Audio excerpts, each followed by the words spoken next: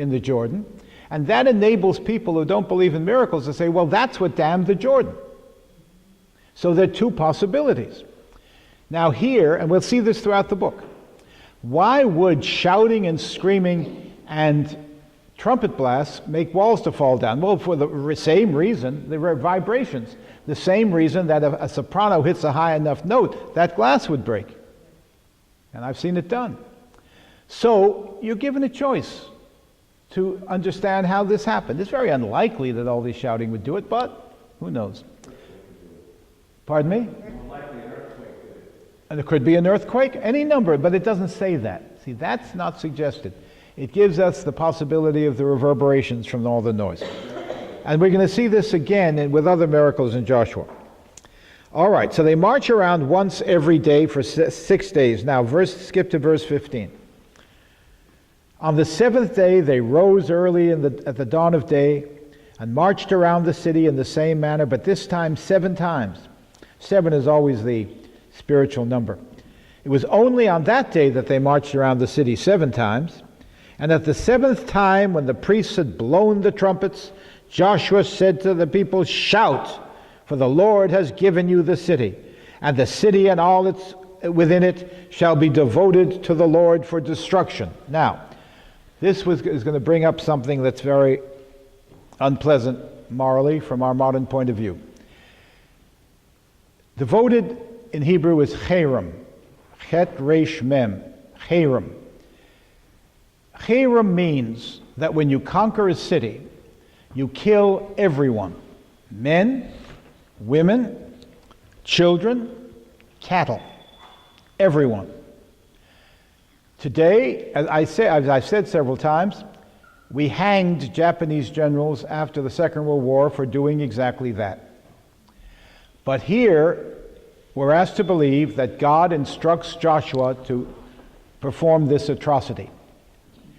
And, well, that's what it says.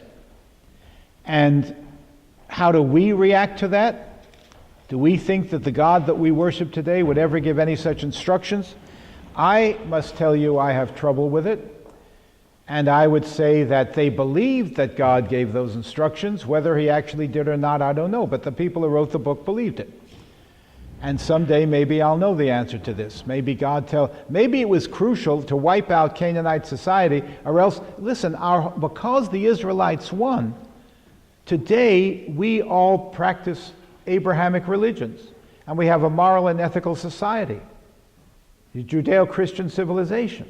Had the Jews not been able to conquer this land, the pagans would have won, and the whole history of the world would have been a pagan history. And ethics and morality would never develop. But isn't it funny how ethics and morality develop out of the most profoundly unethical action? Wiping out all these people, with I don't say they're evil, but their religion was.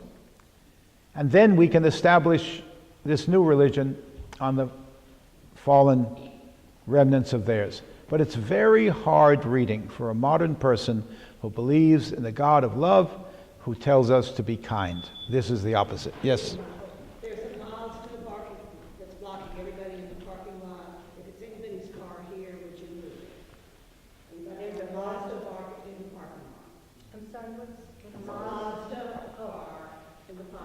All right, let us proceed. The Mazda to be wiped out. Every aspect, genocide, kill it. If it doesn't move, we'll go and hit it with clubs the way Joshua would do. All right. So the cherem is the utter destruction of every man, woman, child, and cattle in the town. Now, it's horrifying. But from their point of view, everything's a matter of point of view. From their point of view, this was an act of self-renunciation and selflessness, because people fought wars to get booty, to get women, to get gold and silver. Here, all the booty is to be destroyed. All the women are to be destroyed. It's going to be offered up in a great funeral pyre to God. Abraham said no to human sacrifice and didn't sacrifice Isaac. But this is the only instance, the cherem, of approved human sacrifice in the Old Testament. Because they're sacrificing all this up to God to show they're not fighting for their own profit or glory. They offer it up to God the way they would burn an animal and the smoke goes up to God. Yes, ma'am. And there's one story, and I don't know where it is, where they didn't do what he told them. We're almost there. Oh, okay. Give me 5 minutes. Okay. All right. So now we know what the cherem is. With that knowledge, we go to verse 20. So after marching around 7 times, the people shouted, and the trumpets were blown. As soon as the people heard the sound of the trumpet, the people raised a great shout, and the wall fell down flat, so that the people went up into the city, every man straight before him, and they took the city. And they utterly cheremed, they utterly destroyed all the city, both men and women, young and old, oxen, sheep, and asses, with the edge of the sword. And they think that's just fine. Verse 24. And they burned the city with fire, and all within it. Only the silver and gold and the vessels of bronze and of iron they didn't take for themselves. They put into the treasury of the house of the Lord, the tabernacle of the Lord. But verse 25, but Rahab the harlot and her father's household and all who belonged to her, Joshua saved alive. And she dwelt in Israel to this day, not meaning she, but 600 years later, but her family is known in Israel to this day. I wonder if they're still in the same business. Because she hid the messengers whom Joshua sent to spy out Jericho. I mean, here are people who've just wiped out a whole city, and they're so meticulous to keep their vow to her. What is strange. Yes. She's the one that had the red... Yes, that's right. She led the spies in and hid them and let them out. Verse 7. Now we come up to what Mrs. Haddon referred to. But the people of Israel broke faith. Chapter 7. The people of Israel broke faith in regard to the devoted thing, the cherem. For 2 people, Achan, the son of Carmi, the son of Zabdi, the son of Zerah, of the tribe of Judah, took some of the devoted things that were to be devoted to God. And the anger of the Lord burned against the people Israel. The idea was, if you allow sin in your midst, since Israel is collectively the Son of God, which must be pure, if you allow sin in your midst, it's your fault. It's the fault of the whole society. Therefore, God will take vengeance, not just on Achan, who stole stuff that should have been turned into smoke and sent up to God out of his greed. But the whole people Israel is now going to fail in their next attempt to conquer. Verse 2. The next city, Ai, near Bethel. Maybe there's 2 words for the same city, we don't know. But Ai is the next place to be conquered, also in central Canaan. Joshua sent men from Jericho to Ai, which is near Bethaven, east of Bethel. And he said to them, go up and spy out the land. And the men went up and spied out Ai, and they returned to Joshua and said to him, let not the people go up. The whole army doesn't have to go up. Just take 2,000 or 3,000 soldiers, and we can conquer Ai, because it's a weak place. Verse 4, Joshua foolishly listens to this advice. About 3,000 went up there from the people, and they fled before the men of Ai. The first time they conquered Jericho, the second attempt, they're defeated by the people of Ai because they got bad advice. Well, the obvious answer is, why were they defeated? They only sent 3,000 men. But that's never the reason for anything in the Bible. It's always because of sin. In the Deuteronomic understanding especially, if you sin, you get bad stuff. If you obey God and the captain of the host of the Lord, you get good stuff. They conquered Jericho because they were on God's side. Here, one man sinned, or one man and his wife. So the whole people is defeated at Ai. And verse 6, Joshua can't believe it. God said, you're going to conquer this land. Joshua rent his clothes, Jewish sign of mourning, and fell to the earth upon his face before the ark of the Lord. until the evening. What have we done wrong? What's going on? Why were we defeated? You promised we'd win. He and the elders of Israel are rending their garments and carrying on. And they put dust on their heads. And Joshua said, Alas, O Lord God, why? There's the question. Why hast thou brought this people over the Jordan at all? To give us into the hands of the Amorites, to destroy us? Would that we had been content to dwell beyond the Jordan. Now, in a way, it's a repetition of Moses saying, oh God, you brought us into the desert to starve. Of course, you'll provide food. But Moses never said we should go back to Egypt. The people who are complaining said that. Here, Joshua shows a weakness Moses didn't have. He panics and said we should have stayed on the other side of the Jordan. O Lord, what can I say? Israel's been defeated. Verse 10. The Lord answers him very quickly. It wasn't because you see, again, we're given a choice. The obvious answer is they were defeated because they only sent 3,000. But the religious answer is the sin of Achan. And that's why you're lost. Make your choice. Verse 10. The Lord said to Joshua, Arise, why have you thus fallen upon your face? Get up, stop praying to me.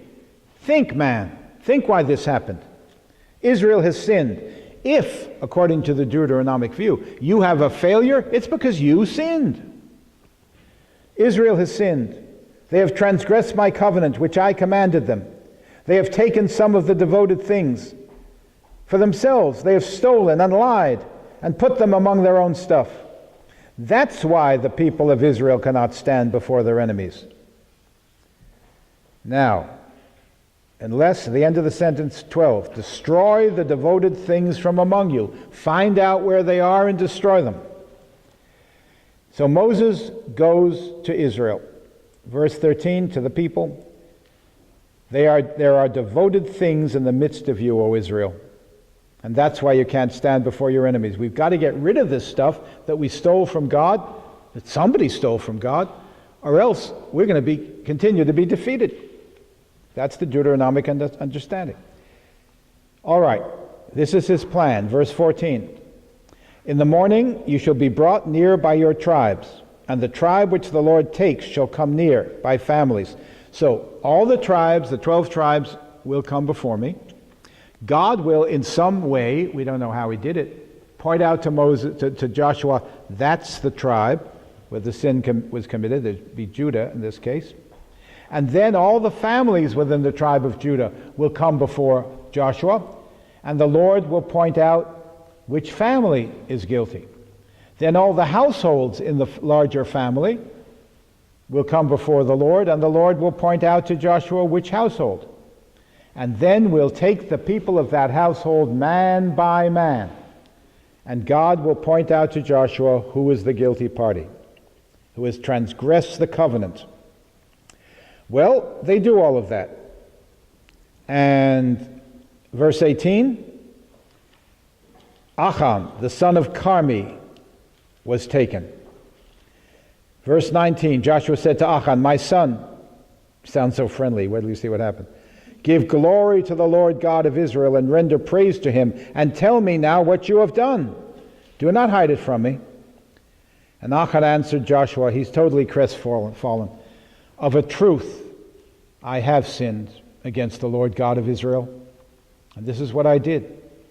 When I saw among the spoil a beautiful mantle from Shinar, a kind of scarf, and 200 shekels of silver, and a bar of gold weighing 50 shekels, I coveted them, and I took them. And behold, they are hidden in the earth inside my tent. Joshua sends messengers to the tent. They find all of these stolen things. Verse 25. Joshua said, why did you bring trouble upon us? Look what you've caused. The Lord brings trouble upon you today. And all Israel stoned him with stones, burned his body with fire, and stoned him again. They're overwrought. And they raised over him a great heap of stones that remains to this day. So this must have been a monument to what happens to you when you don't obey God. Then the Lord turned from his burning anger. Now, they're going to win. They have to win according to the Deuteronomic historians because now they've fixed up the sin. Chapter 8, they attack A again. But for those who are a little cynical about all this magical stuff, we're going to be given an alternative explanation about how the second attack won. Chapter 8, the Lord said to Joshua, "Do not fear or be dismayed. Take all the fighting men this time with you, and arise, go up to A again. See, I have given into your hand the king of A and his people, because you fixed up the sin." Verse 2, "And you shall do to A and its king as you did to Jericho and its king."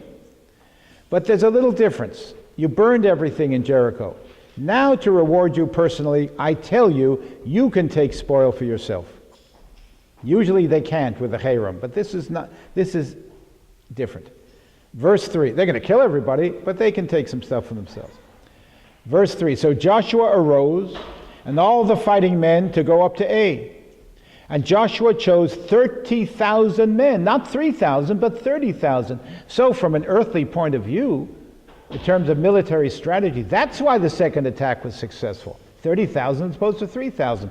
But the writer says no, is because they sinned and then they fixed the sin. 30,000 mighty men of valor, and sent them forth by night.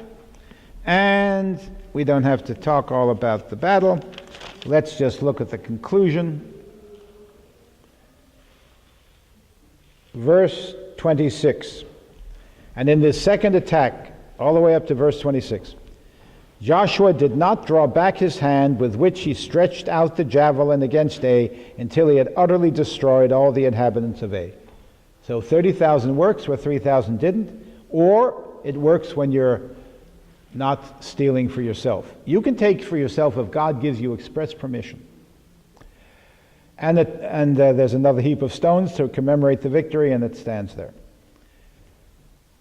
And now, the next part of the chapter doesn't belong here. It's out of place, and we'll read it when we get to chapter 23. So now we continue with chapter 9. Joshua has conquered the two main cities of central Canaan. Now he's turning south in the next great military campaign. When all the kings, chapter 9, all the kings who were beyond the Jordan, in the hill country and in the low country, all along the coast of the Great Sea, that is the Mediterranean, toward Lebanon, this is the north, Lebanon is north of Israel, the Hittites, the Amorites, the Canaanites, the Perizzites, the Hivites, the Jebusites heard of this. They gathered together. Well, we're not going to beat the Israelites if we just keep our armies separate. We're going to have to gather together 5 different kings, and we will win. They gathered together with one accord to fight Joshua and Israel. But the inhabitants of Gibeah, another town, not one of those 1, 2, 3, 4, 5, or 6, but another town called Gibeah, the Gibeons, they come to a different conclusion. Fighting the Israelites is not going to get us a victory. When the inhabitants of Gibeon heard what Joshua had done to Jericho and Ai, they on their part, this is hilarious, it's a trick they play on the Israelites successfully. They on their part acted with cunning and went and made ready provisions. Now, they know that Joshua has orders to wipe out the inhabitants of Canaan in the Hiram. They've seen the horrible fate of Jericho and of Ai. And now they don't want to fight the Israelites because they know they're going to lose. And they're going to be exterminated, the way those two towns were. So they decide to make a treaty with the Israelites. But they also know that Joshua has been instructed by his God not to make a treaty with any of these people, to wipe them all out, if they're Canaanites. But, say the Gibeonites, if we can go to Joshua and the Israelites and say that we're not Canaanites, we Gibeons, that we come from a far place on the other side of the Jordan, presumably, outside of Canaan, and we've come to make a treaty with them, Then they'll make a treaty with us, because that destroying us won't be part of God's instruction to them to kill all the Canaanites, because we pretend we ain't Canaanites when we really are. Now, how will we convince the Israelites that we've come from a far land? We're going to wear tattered garments as if we've been on a long, long trek, and broken down shoes, and we're going to be a mess. And we'll convince them that we are who we say we are. Verse 4.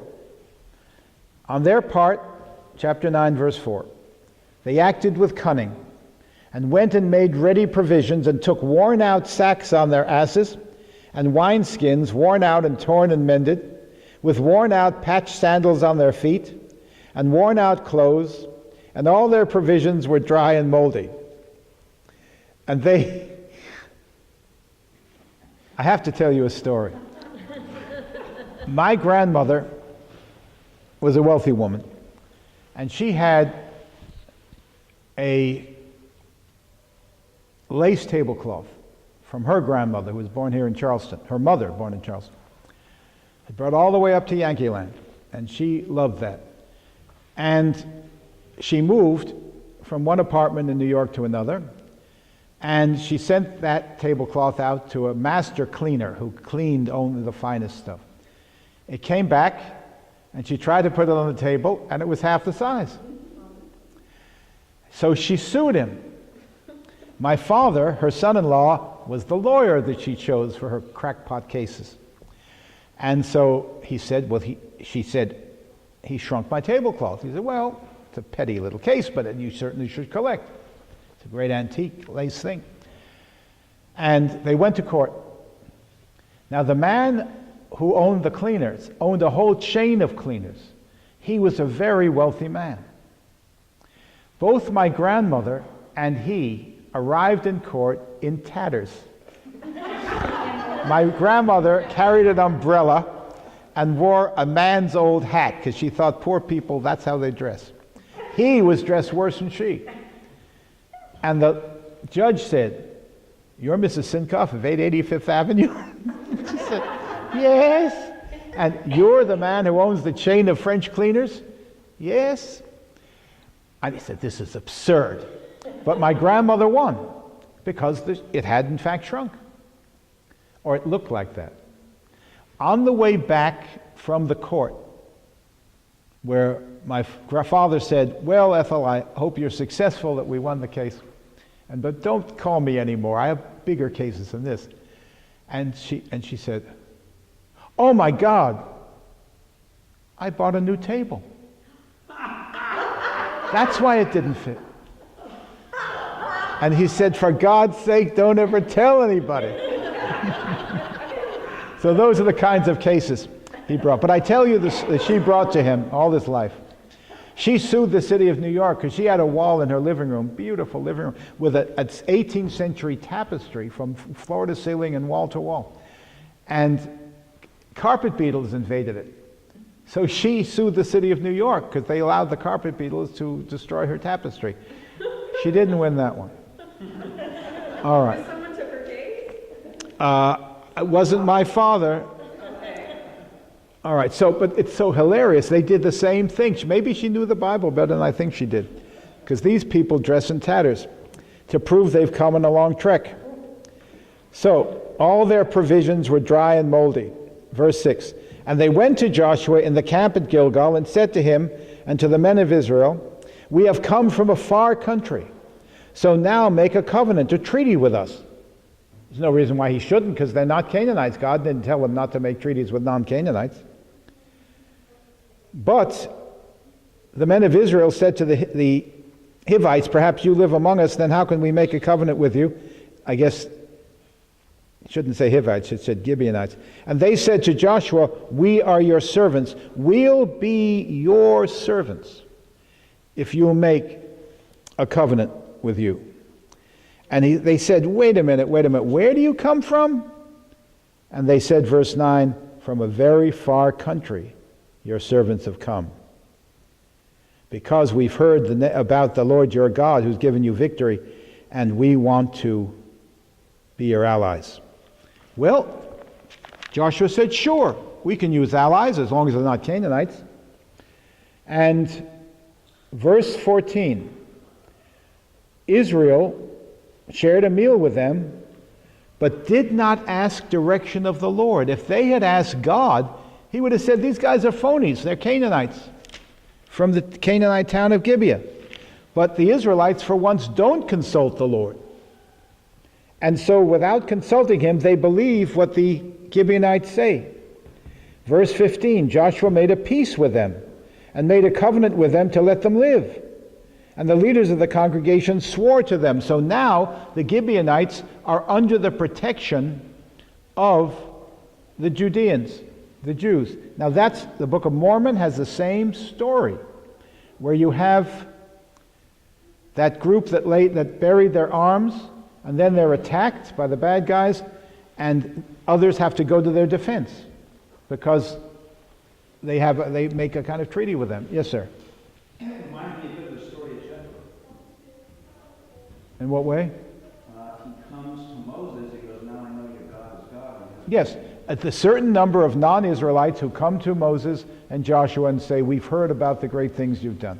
But this is a trick. They're liars. But they're trying to save themselves. Who can blame them?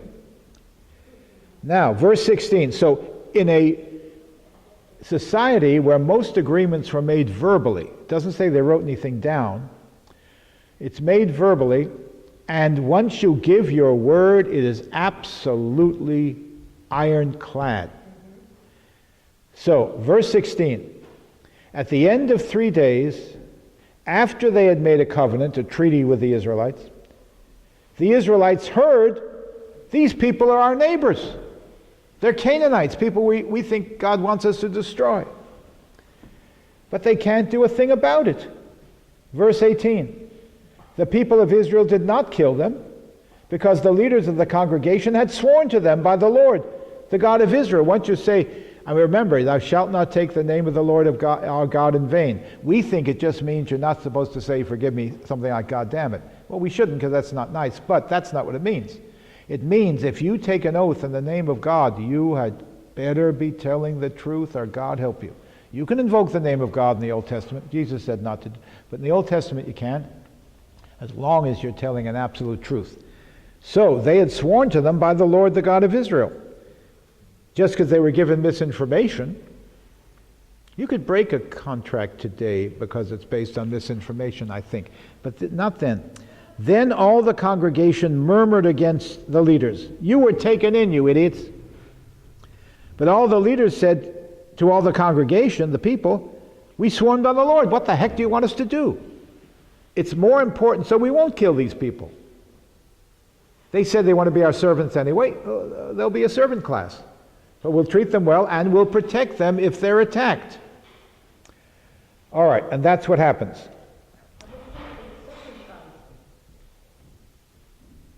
What? Why don't they serve? Because they're not Israelites.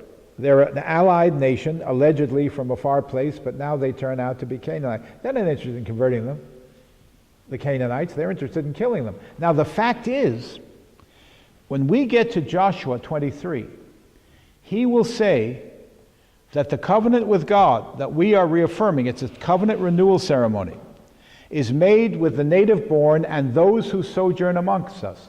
So what is the theory of the book of Joshua? Kill all the Canaanite pagans. That's not the reality. The reality is most of them converted to the Israelite faith. And they're welcomed in chapter 23. So the question is not, how could the Israelites commit such an atrocity? We're just bringing a ladder through. This is the only way to All right. come. How can the Israelites commit such an atrocity? The question is, how can, even if they didn't commit it, they believed God had told them to commit it? And this book is written from the point of view of what God told them to do, so they must have done it. But then where are all these non-homeborn people in chapter 23 who enter into a covenant with God, with the Israelites, native born? They must be converted Canaanites. So this cherem was probably very rarely carried out, if ever, but they think they should have carried it out. And that's the way they tell the story. This was the ideal, and so the question is, how could they have such an ideal of genocide, even if they didn't really do it? Does anybody have any aspirin or Tylenol or anything? All right, well, don't be, all right, I can get through the next 10 minutes. What? No, I can't take that. I can take Tylenol. All right, if not. All right, forget it. Don't be distracted. This is more important. All right, so they discover it, and then they make them a servant class. Verse 21, let them live, and they became hewers of wood and drawers of water for all the congregation, as the leaders had said of them. So they become their assistants. Chapter 10. The 5-king alliance that is arrayed against the Israelites. When Adoni-Zedek, meaning my Lord is righteous, an interesting name, you'd think it was an Israelite name. Now, we were discussing the names of God a little while ago. Here's Adoni, which is like Adonai, which is a substitute for the YHWH word. So maybe the Israelites got that name from pagans too. All of these peoples worship gods, and when the Israelites came into the Promised Land, they probably adopted some of those names. Yes, meaning my God is righteous, my Lord is righteous. Adoni-Zedek, Tzedakah. When Adoni-Zedek, king of Jerusalem, he's a pagan, he's a Jebusite, heard how Joshua had taken Ai and had utterly destroyed it, doing to Ai and its king as he had done to Jericho and its king, and how the inhabitants of Gibeon had made peace with Israel and were among them, well, to him the Gibeonites are traitors to the Canaanite nations. He feared greatly because Gibeon was a great city, like one of the royal cities, and because it was greater than Ai and all its men were mighty. So Adoni-Zedek, king of Jerusalem, this is long before the Israelites made Jerusalem a holy city, sent to the king of Hebron, to the king of Jarmuth, to the king of Lachish, and to the king of Debir, the king of Eglon. It's probably Eglon, the king of Debir would be correct, saying, so he's sending out telegrams or runners to say, you guys, you other kings, come up to me, verse 4, and help me, and let us smite Gibeon. We're going to kill those Gibeonites from making a treaty with the Israelites. For it has made peace with Joshua and with the people of Israel, and they've betrayed Canaan. So the 5 kings get together, and they attack, in the end of verse 5, the Gibeonites, and made war against the city of Gibeon. Now this city is under the protection of the Nephites, and under the protection of the Israelites. Verse 6, the men of Gibeon sent to Joshua, they send a runner to Joshua through the enemy lines that are surrounding and threatening them, saying, this is the message, do not relax your hand from your servants, come up to us quickly and save us. Now Joshua, even though the Gibeonites lied to get that treaty, he swore to God that they would be protected, so he's got to go.